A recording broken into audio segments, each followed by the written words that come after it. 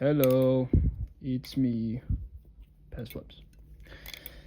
And today I wanted to talk about kind of a sad truth, maybe, or maybe just a discussion point about the magic being lost in flipping. Now, what do I mean by that? Well, I'll make a comparison between when I was new to the hobby and where I'm at now. When I was new to the hobby, I could see any clip of somebody doing something like that.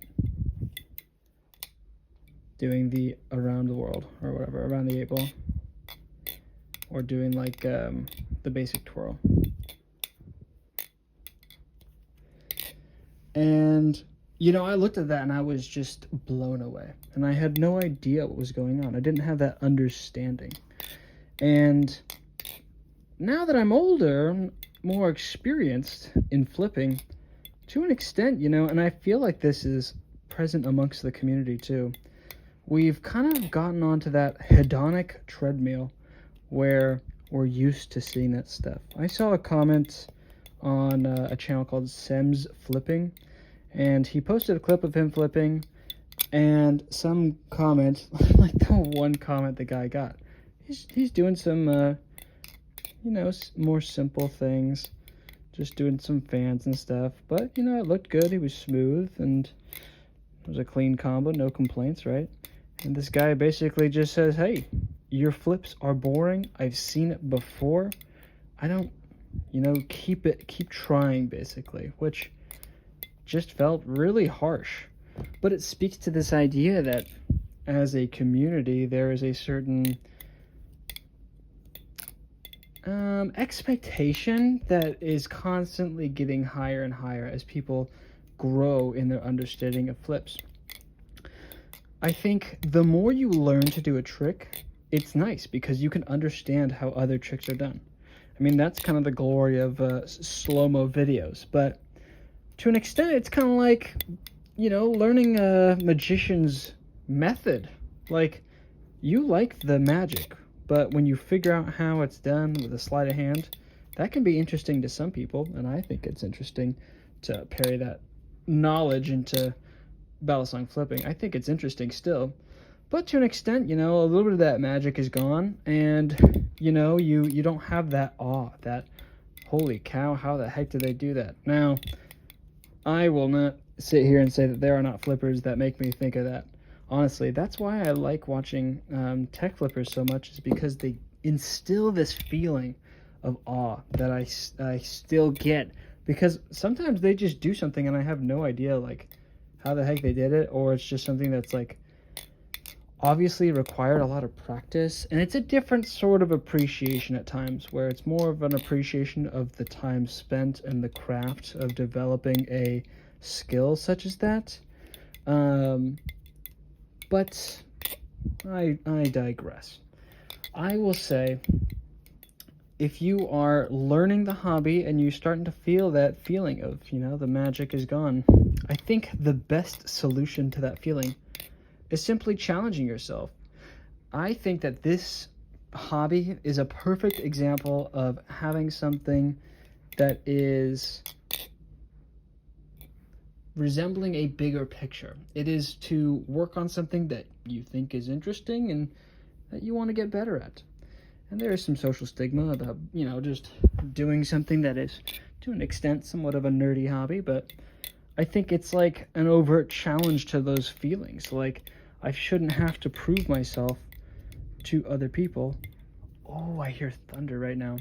I shouldn't have to prove myself to other people that I need to be cool, And it's the same thing with the comparison, I look at other people for inspiration, but not comparison, because I know that I have a whole life going on, and I don't expect myself to get super good super fast. If I really try for it, I think I'm able to do so. And if I don't, that's okay, right? Because this hobby is, to some extent, just an individual, I don't even want to use the word competition, but just an outlet in which you can develop a skill over time. So yeah, I think this is more of a warning, but you know, just in general, I said the word hedonic treadmill, and to those of you who are either familiar with the term or taken any psychology class, we know that we as people, we get used to things. So you could start, I don't know, I want to use like a not great example, but it's kind of like, you know, you eat candy, right? You eat candy every single day. And in the beginning, when you're eating candy every single day, your body's not really used to that, and you get this hit of dopamine. You know, it feels good to have that candy every day. Also, cheers to Halloween. But after a while, you get kind of used to it. You get used to the release of those neurochemicals. You're just like, yeah, I'm used to this. So this is what I expect. And what happens is it becomes an expectation and not a surprise or not something to delight in, because your body has gotten used to it. Your brain has gotten used to it. And therefore it becomes less special, less rewarding to your body. And that principle applies to a lot of things in life, including balisong flipping. And, you know, the overt challenge to that is to give yourself goals. Try to improve somewhere. You know, be okay with that feeling, accept it as a feeling, but also, you know, channel that feeling into wanting to improve, into wanting to spend time practicing. And, you know, it's different for different people. Some people just like collecting and fidgeting with a toy, and that's fine, and that can be your goal.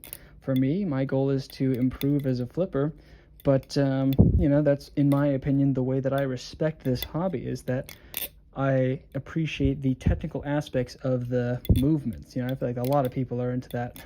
But part of it too is just that with any sort of skill, there is like this curve where you go a lot of newbie gains and then you slow down. And I feel like I'm up in here where I'm starting to slow down. I'm still learning new tricks, of course. The one I'm trying to learn right now is this guy. Oh, this guy, which I can't get yet, but I know that if I keep practicing, I will. But things slow down, and, you know, it's, again, reflective of learning anything. Being okay with understanding that if I don't have it now, I'll get it later. And, yeah, you might be saying, yo, Pez, can you just stop rambling about this? I hear you talk about it all the time, but that's important. It's an important part of life, is to realize that these skills, they take time, and if you want to improve at something, you can't get it immediately. You know, we live in a world of immediacy, and sometimes we have to realize that that's not actually how the world always works.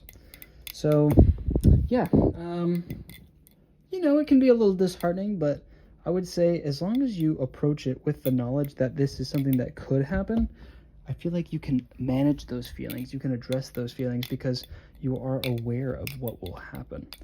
But yeah, if you guys have anything you wanted to say about this topic, I would love for your input.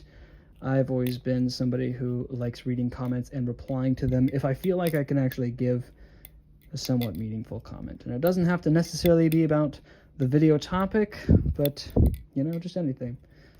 So, yeah, I hope you guys have an excellent Halloween. My girlfriend is 1 inch taller than me. Short Kings Unite. I'm actually only 5'8", but... so I'm going to be Lord Farquaad, and she's going to be Princess Diana, or Fiona. So, yeah, you know, we'll see how that is. But I'll catch you guys in the next video, and, yeah, drink some water. Bye.